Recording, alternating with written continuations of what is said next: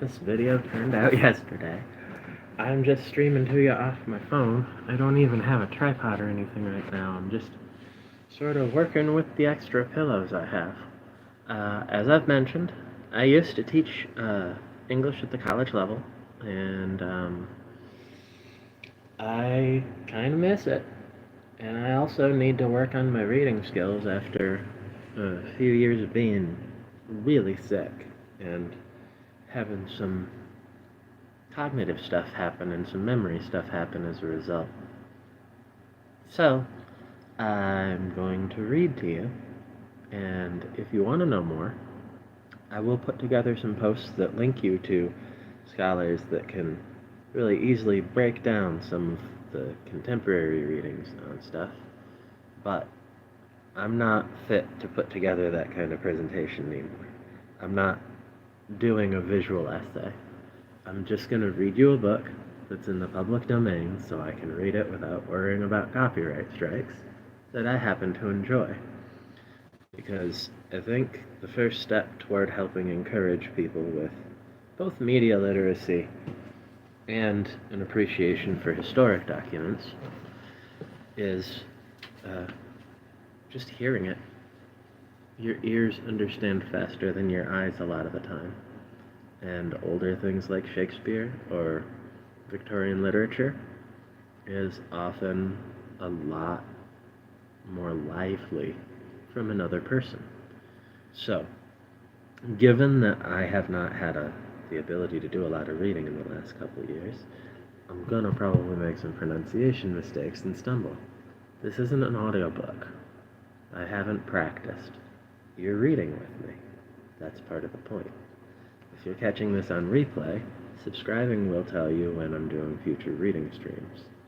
I'm doing my best to make these and game streams as close to a daily occurrence as possible, but my health does not always cooperate with that. So, that's enough introduction. Let's get down to today's stream. I'm going to do at least the second chapter.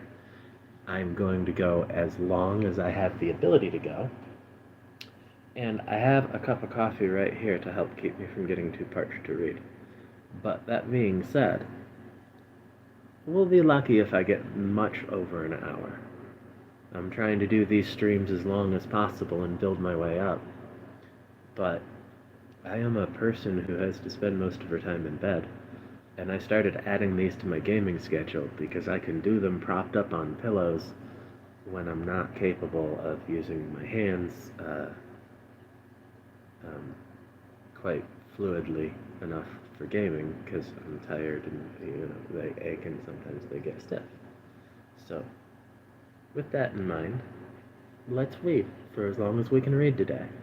And if you're just coming in at part 2 here, you can go ahead and catch up because yesterday's stream is still available on replay. And later today, I will be starting a playlist for Oscar Wilde, at least. Maybe for future reading too, I don't know. Maybe they'll each get their own list as I tackle new authors.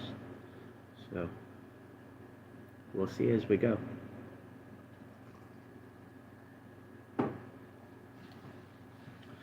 Picture of Dorian Gray, Chapter 2. As they entered, they saw Dorian Gray. He was seated at the piano, with his back to them, turning over the pages of a volume of Schumann's forest scenes. "You must lend me these, Basil," he cried. "I want to learn them. They're perfectly charming." "That entirely depends on how you sit today, Dorian." "Oh, I am tired of sitting, and I don't want a life-sized portrait of myself," answered the lad, swinging round on the music stool in a wilful, petulant manner. When he caught sight of Lord Henry, a faint blush colored his cheeks for a moment, and he started up. "I beg your pardon, Basil, but I didn't know you had anyone with you." "This is Lord Henry Wotton, Dorian, an old Oxford friend of mine.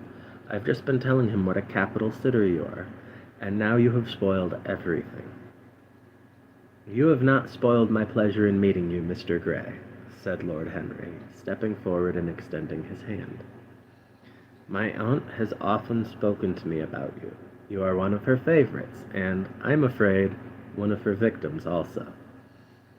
I am in Lady Agatha's black books at present, answered Dorian, with a funny look of penitence. I promised to go to a club in Whitechapel with her last Tuesday, and I really forgot all about it.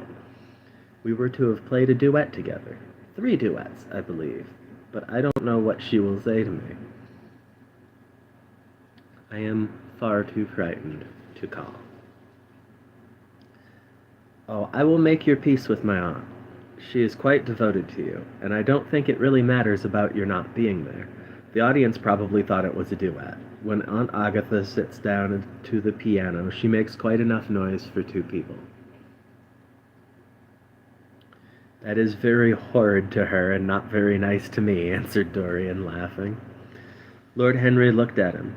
Yes, he was certainly wonderfully handsome, with his finely curved scarlet lips, his frank blue eyes, his crisp golden hair. There was something in his face that made one trust him at once.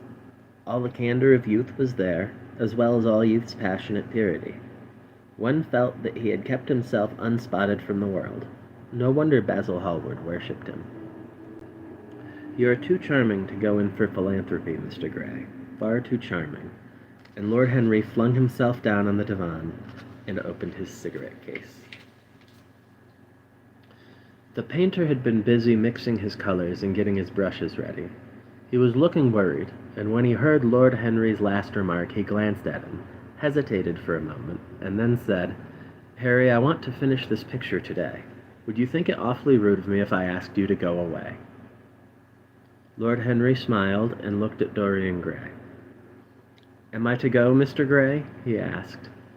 Oh, please don't, Lord Henry. I see that Basil is in one of his sulky moods, and I can't bear him when he sulks. Besides, I want you to tell me why I should not go in for philanthropy. I don't know that I shall tell you that, Mr. Gray. It is so tedious a subject that one would have to talk seriously about it, but I certainly shall not run away now that you have asked me to stop. You don't really mind, Basil, do you? You have often told me that you liked your sitters to have someone to chat to. Hallward bit his lip. If Dorian wishes it, of course you must stay. Dorian's whims are laws to everyone except himself. Lord Henry took up his hat and gloves. You are very pressing, Basil, but I am afraid I must go. I have promised to meet a man at the Orlands. Goodbye, Mr. Gray. Come and see me some afternoon in Curzon Street. I am nearly always at home at 5 o'clock. Write to me when you are coming.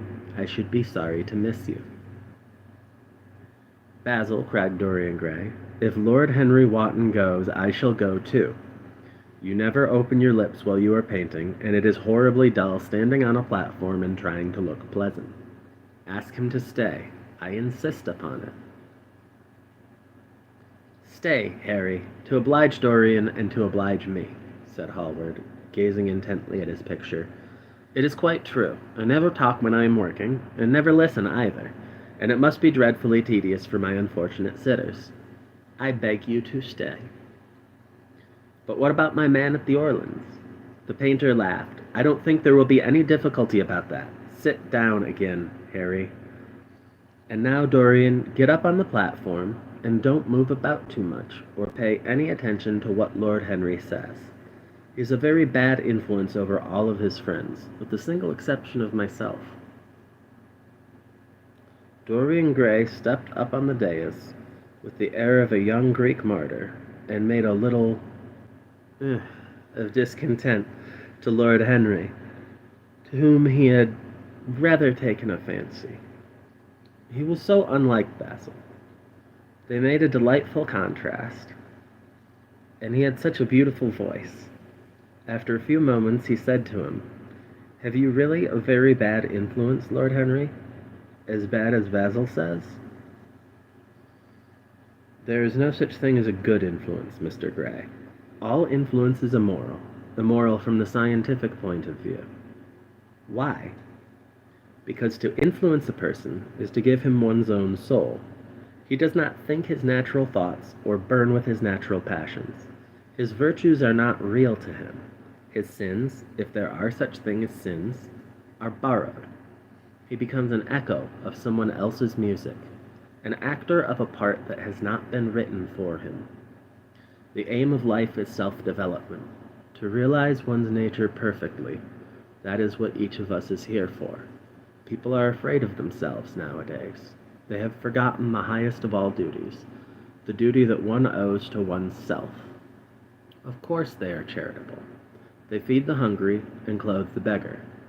But their own souls starve and are naked. Courage has gone out of our race. Perhaps we never really had it. The terror of society, which is the basis of morals, the terror of God, which is the secret of religion, these are two things that govern us. And yet, just turn your head a little more to the right, Dorian. Like a good boy, said the painter, deep in his work and conscious only that a look had come into the lad's face that he had never seen there before. And yet, continued Lord Henry, in his low, musical voice, and with that graceful wave of the hand that was always so characteristic of him, and that he had even in his Eton days, I believe that if one man were to live out his life fully and completely, were to give form over to every feeling, expression to every thought, reality to every dream, I believe that the world would gain such a fresh impulse of joy that we would forget all the maladies of medievalism and return to the Hellenic ideal, to something finer, richer than the Hellenic ideal. It may be, but the bravest amongst us is afraid of himself. The mutilation of the savage has its tragic survival in the self-denial that mars our lives. We are punished for our refusals. Every impulse that we strive to strangle broods in the mind and poisons us. The body sins once and has done with its sin, for action is made a mode of purification. Nothing remains then but the recollection of a pleasure, or the luxury of a regret. The only way to get rid of a temptation is to yield to it. Resist it, and your soul grows sick with longing for the things it is forbidden to itself, with desire for what its monstrous laws have made monstrous and unlawful. It has been said that the great events of the world take place in the brain. It is in the brain, and in the brain only, that the great sins of the world take place also. You, Mr. Gray, you yourself, with your rose-red youth and your rose-white boyhood, you have had passions that have made you afraid, thoughts that have filled you with terror, daydreams and sleeping dreams whose mere memory might stain your cheek with shame. Stop, faltered Dorian Gray. Stop. You bewilder me. I don't know what to say. There is some answer to you, but I cannot find it. Don't speak. Let me think. Or rather, let me try not to think. For nearly 10 minutes, he stood there, motionless, with parted lips and eyes strangely bright.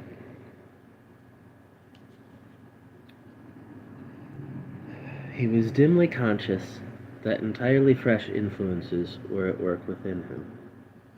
They seemed to him to have come really from himself. The few words that Basil's friend had said to him, words spoken by chance, no doubt, and with willful paradox in them, had touched some secret chord that had never been touched before, but that he felt was now vibrating and throbbing to curious pulses. Music had stirred him like that. Music had troubled him many times, but music was not articulate. It was not a new world, but rather another chaos that it created in us. Words, mere words. How terrible they were. How clear and vivid and cruel. One could not escape from them. And yet what a subtle magic there was in them. They seemed to be able to give a plastic form to formless things, and to have a music of their own, as sweet as that of viol or lute. Mere words. Was there anything so real as words? Yes, there had been things in his boyhood that he had not understood. He understood them now. Life suddenly became fiery colored to him. It seemed to him that he had been walking in fire. Why had he not known it? With his subtle smile, Lord Henry watched him. He knew the precise psychological moment when to say nothing. He felt intensely interested. He was amazed at the sudden impression that his words had produced, and, remembering a book that he had read when he was 16, a book which had revealed to him much that he had not known before, he wondered whether Dorian Gray was passing through a similar experience. He had merely shot an arrow into the air. Had it hit the mark? How fascinating the lad was. Hallward painted away with that marvelous bold touch of his that had the true refinement and perfect delicacy that in art, at any rate, comes only from strength. He was unconscious of the silence. "Basil, I am tired of standing," cried Dorian Gray suddenly. "I must go out and sit in the garden. The air is stifling here." "My dear fellow, I am so sorry. When I am painting, I can't think of anything else. But you never sat better. You were perfectly still, and I have caught the effect I wanted, the half-parted lips and the bright look in the eyes. I don't know what Harry has been saying to you, but he has certainly made you have the most wonderful expression. I suppose he has been paying you compliments. You mustn't believe a word that he says." "He has certainly not been paying me compliments. Perhaps that is the reason I don't believe anything he has told me." "You know you believe it all," said Lord Henry, looking at him with his dreamy, languorous eyes.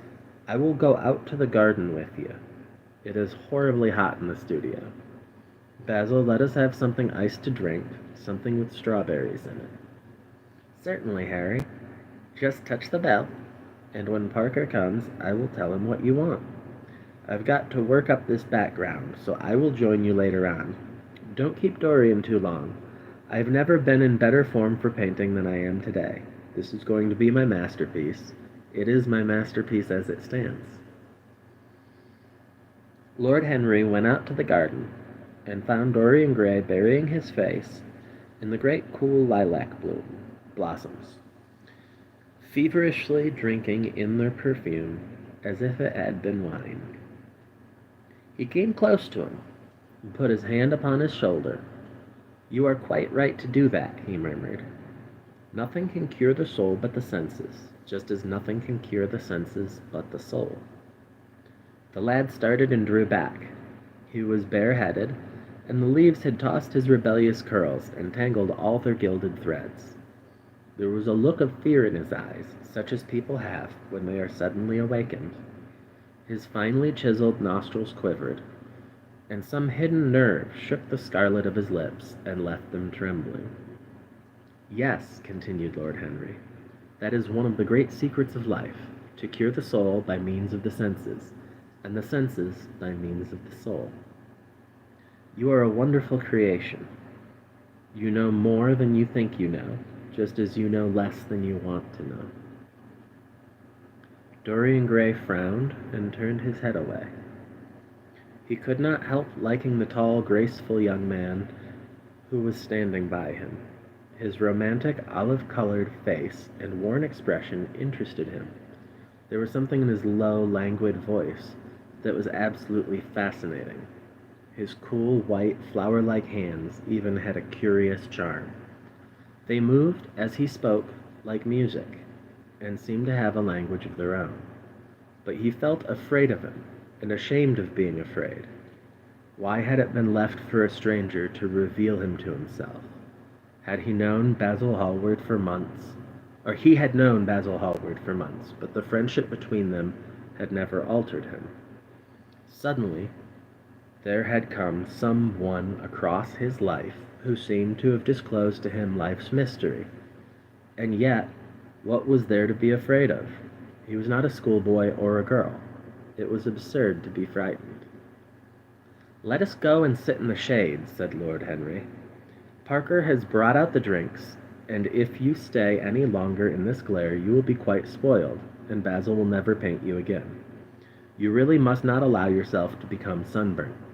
It would be unbecoming." "What can it matter?" cried Dorian Gray, laughing as he sat down on the seat at the end of the garden. "It should matter everything to you, Mr. Gray." "Why?" "Because you have the most marvelous youth, and youth is the one thing worth having." "I don't feel that, Lord Henry." "No, you don't feel it now. Some day, when you are old and wrinkled and ugly, when thought has seared your forehead with its lines, and passion branded your lips with its hideous fires, you will feel it. You will feel it terribly. Now, wherever you go, you charm the world. Will it always be so? You have a wonderfully beautiful face, Mr. Gray. Don't frown, you have. And beauty is a form of genius, higher indeed than genius, as it needs no explanation. It is of the great facts of the world, like sunlight, or springtime, or the reflection in dark waters of that silver shell we call the moon. It cannot be questioned. It has its divine right of sovereignty. It makes princes of those who have it. You smile? Ah, when you have lost it, you won't smile. People sometimes say that beauty is only superficial. That may be so, but at least it is not so superficial as thought is. To me, beauty is the wonder of wonders.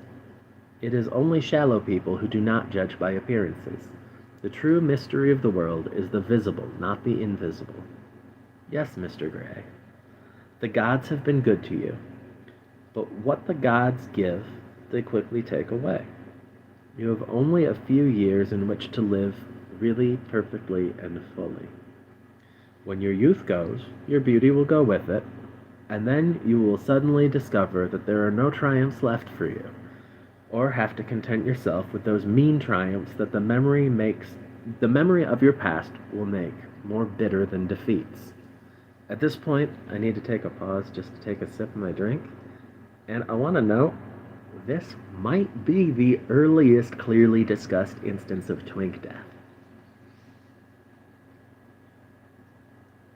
I haven't found one earlier than this yet.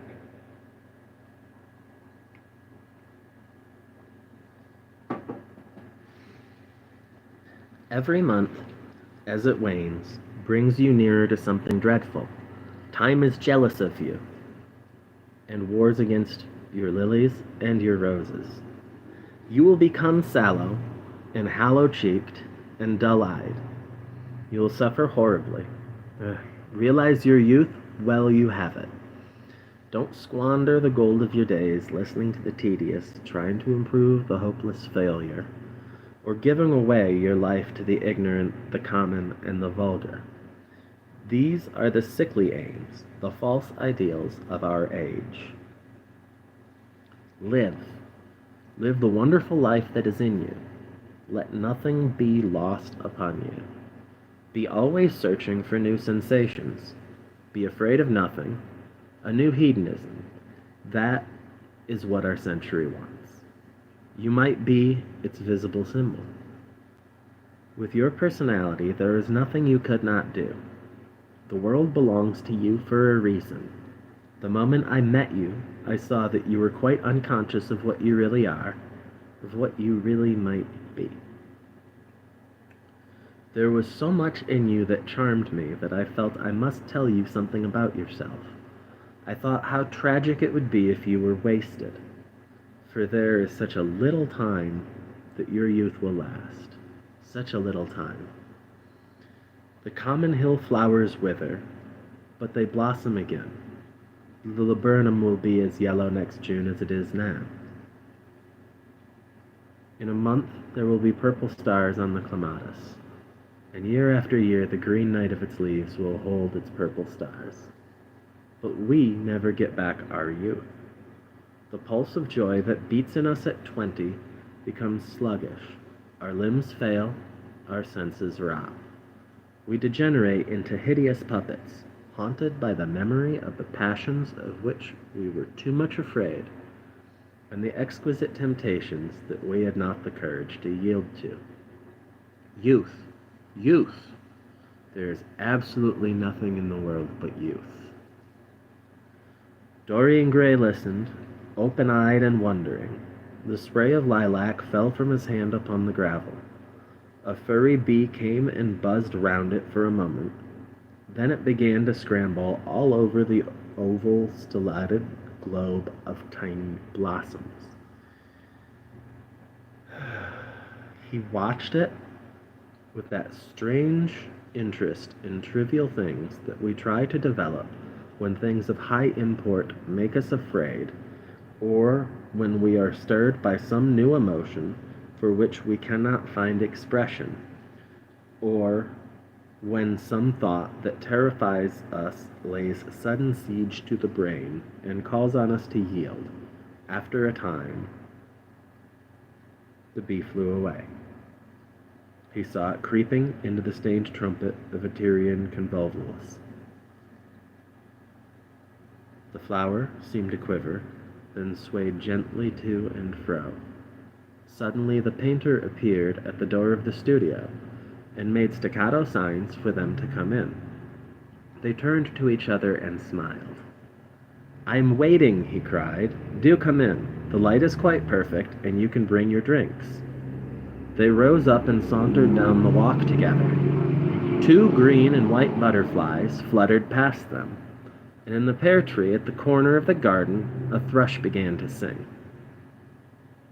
"You are glad to have met me, Mr. Gray," said Lord Henry, looking at him. "Yes, I am glad now. I wonder shall I always be glad?" "Always. That is a dreadful word. It makes me shudder when I hear it. Women are so fond of using it. They spoil every romance by trying to make it last forever. It is a meaningless word, too. The only difference between a caprice and a lifelong passion is that the caprice lasts a little longer." As they entered the studio, Dorian Gray put his hands upon Lord Henry's arm. "In that case, let our friendship be a caprice," he murmured, flushing at his own boldness. Then stepped up on the platform and resumed his pose. Lord Henry flung himself into a large wicker armchair and watched him. The sweep and dash of the brush on the canvas made the only sound that broke the stillness, except when, now and then, Hallward stepped back to look at his work from a distance. In the slanting beams that streamed through the open doorway, the dust danced and was golden. The heavy scent of the roses seemed to brood over everything. After about a quarter of an hour, Hallward stopped painting, looked for a long time at Dorian Gray, and then for a long time at the picture, biting the end of one of his huge brushes and frowning. "It is quite finished," he cried at last. Stooping down, he wrote his name in long vermilion letters on the left-hand corner of the canvas. Lord Henry came over and examined the picture. It was certainly a wonderful work of art, and a wonderful likeness as well. "My dear fellow, I congratulate you most warmly," he said. "It is the finest portrait of modern times. Mr. Gray, come over and look at yourself." The lad started, as if awakened from some dream. "Is it really finished?" he murmured, stepping down from the platform. "Quite finished," said the painter. "And you have sat splendidly today. I am awfully obliged to you." "That is entirely due to me," broke in Lord Henry. "Isn't it, Mr. Gray?" Dorian made no answer, but passed listlessly in front of his picture and turned towards it. When he saw it, he drew back, and his cheeks flushed for a moment with pleasure. The look of joy came into his eyes, as if he had recognized himself for the first time. He stood there, motionless and in wonder, dimly conscious that Hallward was speaking to him, but not catching the meaning of the words. The sense of his own beauty came on him like a revelation. He had never felt it before. Basil Hallward's compliments had seemed to him to be merely the charming exaggerations of friendship. He had listened to them, laughed at them, forgotten them. They had not influenced his nature. Then had come Lord Henry Wotton with his strange panegyric on youth, his terrible warning at its brevity. That had stirred him at the time, and now, as he stood gazing at the shadow of his own loveliness, the full reality of the description flashed across him. Yes, there would be a day when his face would be wrinkled and wizen, his eyes dim and colorless, the grace of his figure broken and deformed. The scarlet would pass away from his lips, the gold steal from his hair. The life that was to make his soul would mar his body. He would become dreadful, hideous, and uncouth. As he thought of it, a sharp pang struck through him like a knife, and made each delicate fiber of his nature quiver. His eyes deepened into amethyst, and across them came a mist of tears. He felt as if a hand of ice had been laid upon his heart. "Don't you like it?" cried Hallward at last, stung a little by the lad's silence, not understanding what it meant. "Of course he likes it," said Lord Henry. "Who wouldn't like it? It is one of the greatest things in modern art. I will give you anything you ask for it. I must have it." "It is not my property, Harry." "Whose property is it?" "Dorian's, of course," answered the painter. "He is a very lucky fellow." "How sad it is," murmured Dorian Gray, with his eyes still fixed upon his own portrait. "How sad it is. I shall grow old and horrible and dreadful, but this picture will remain always young. And the picture, it will never be older than this particular day of June. If it were only the other way, if it were I who was to be always young, and the picture that was to grow old, for that I would give everything. Yes, there is nothing in the whole world I would not give. I would give my soul for that." "You would hardly care for such an arrangement, Basil," cried Lord Henry, laughing. "It would be rather hard lines on your work." "I should object very strongly, Harry," said Hallward. Dorian Gray turned and looked at him. "I believe you would, Basil. You like your art better than your friends. I am no more to you than a green bronze figure. Hardly as much, I dare say." The painter stared in amazement. It was so unlike Dorian to speak like that. What had happened? He seemed quite angry.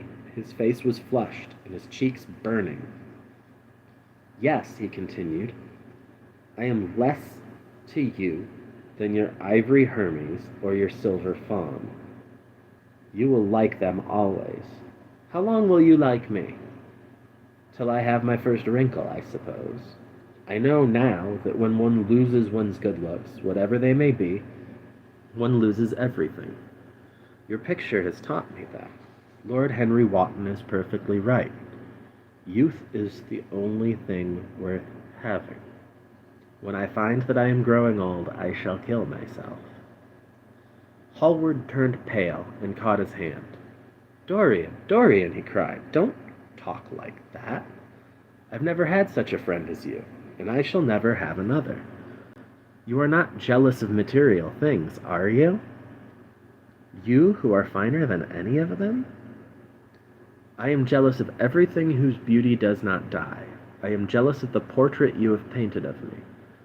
Why should it keep what I must lose? Every moment that passes takes something from me and gives something to it. Oh, if it were only the other way. If the picture could change, and I could be always what I am now. Why did you paint it? It will mock me some day. Mock me horribly."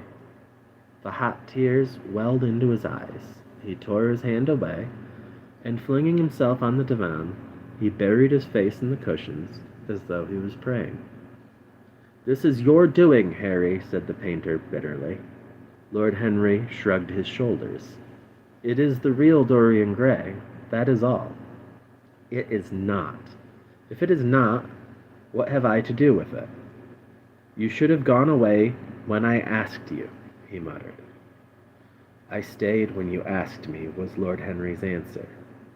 Harry, I can't quarrel with my two best friends at once, but between you both, you have made me hate the finest piece of work I have ever done, and I will destroy it.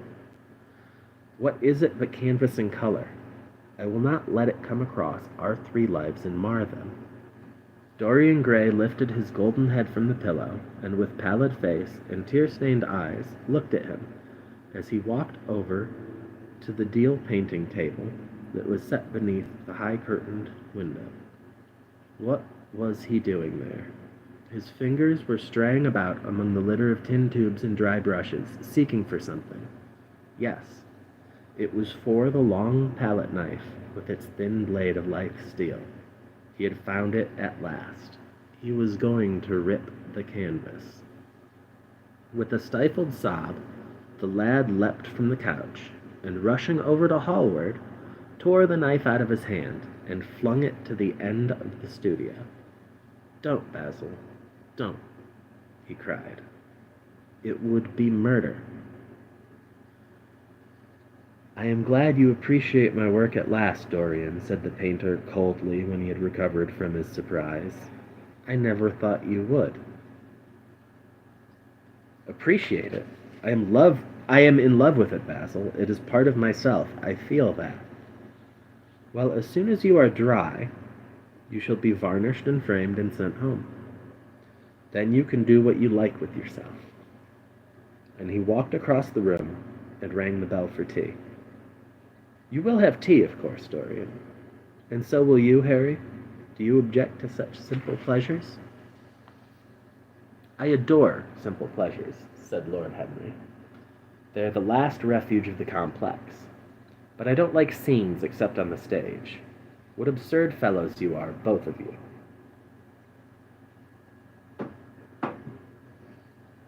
I wonder who it was defined man as a rational animal.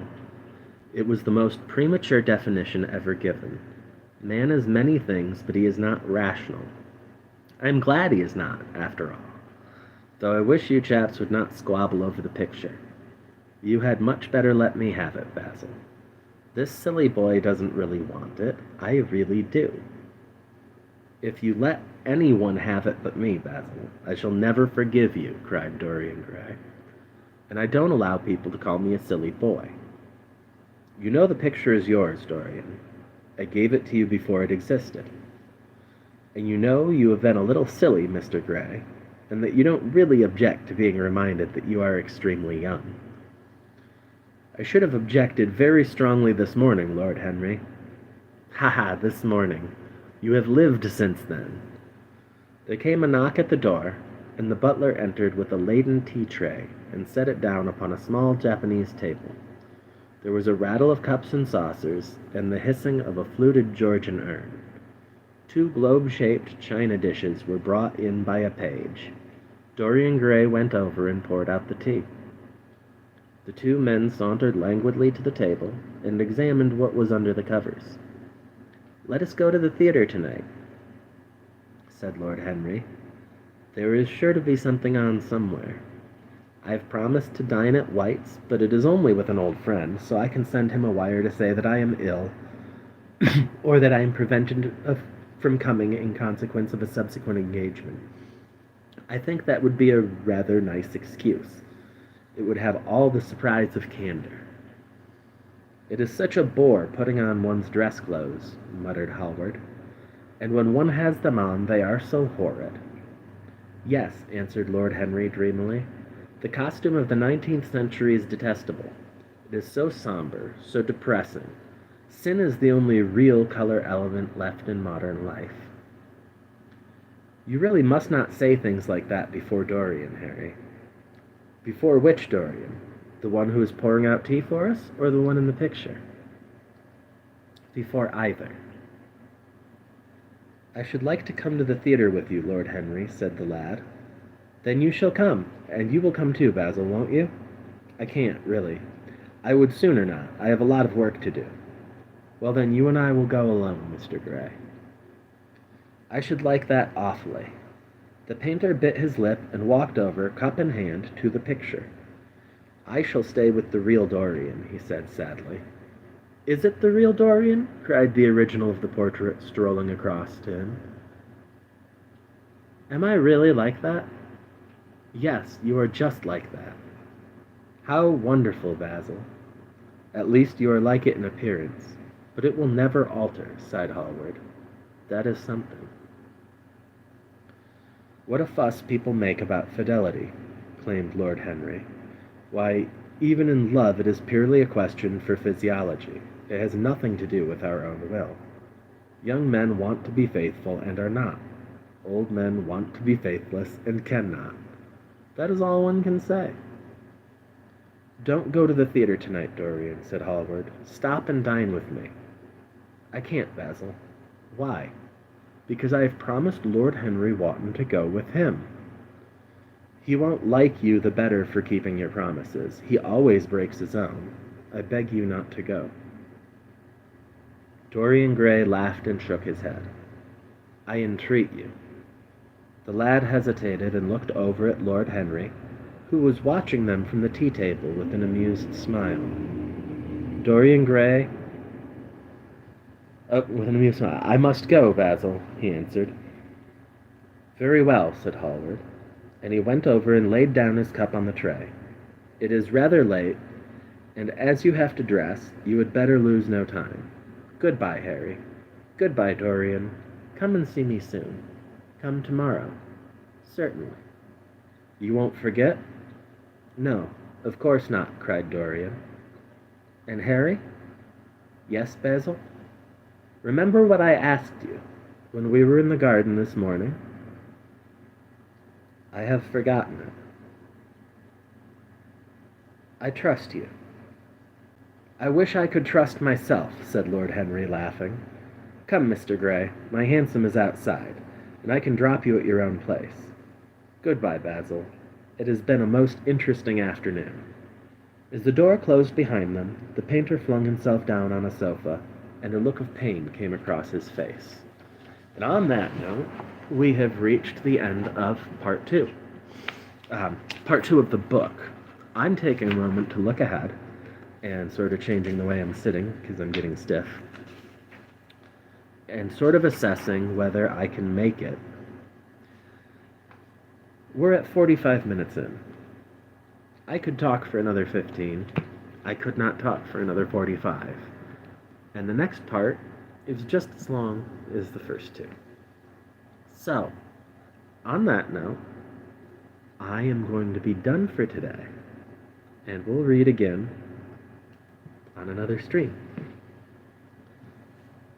If I come back online, it'll be game time. But for now, you can go ahead and subscribe to find out when I come back online tomorrow.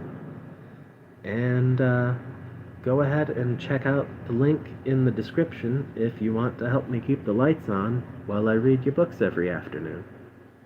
Alright, I'm signing out now. Take care.